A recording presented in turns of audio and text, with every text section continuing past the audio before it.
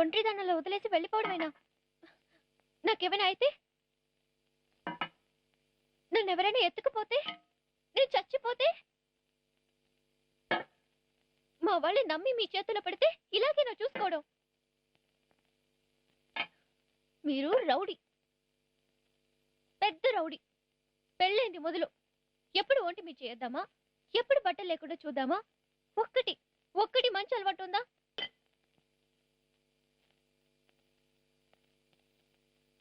కోపం వస్తుంది, ఇష్టం లేదు. మీరంటే అస్సలు ఇష్టం లేదు.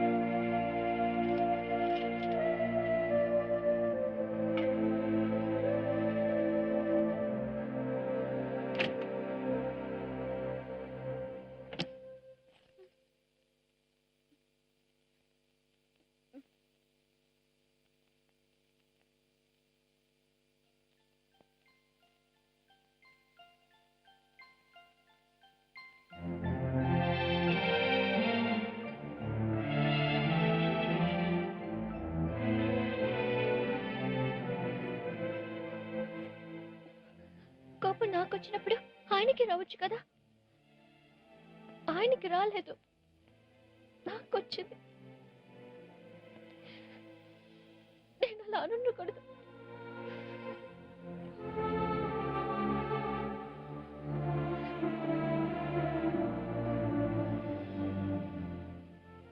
నాకు బుద్ధి లేదు. ముద్దడిగారే గాని పెట్టలేదు కదా.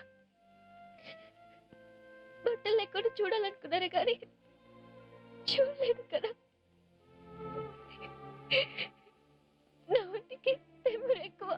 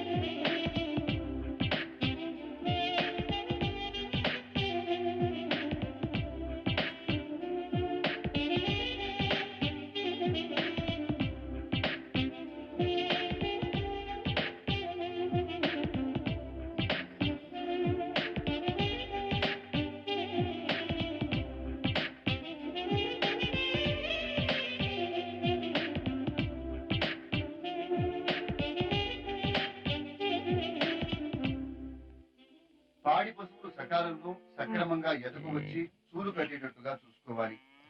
చూడి పశువుల పోషణలో శ్రద్ధ చూపాల్సిన అవసరం ఉంది.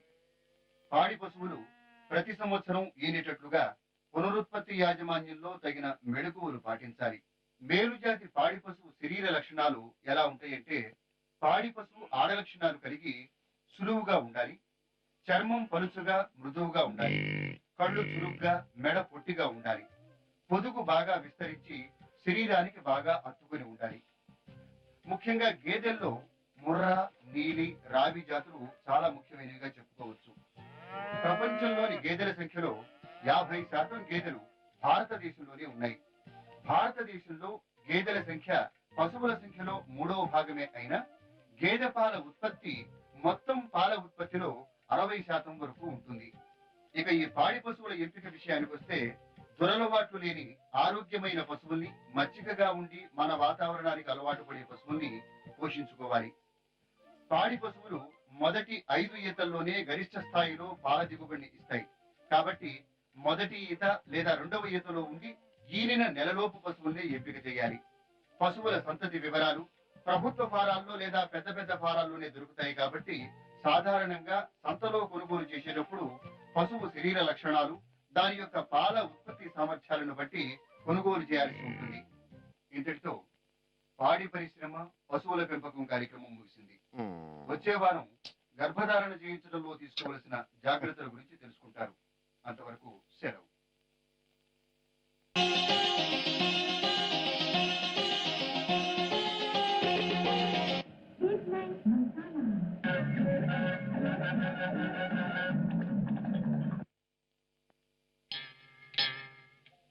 మసక మసక చీకటిలో మల్లె తోట వెనకాల మా పటేల కలుసుకో, నీ మనసైనది దొరుకుతుంది.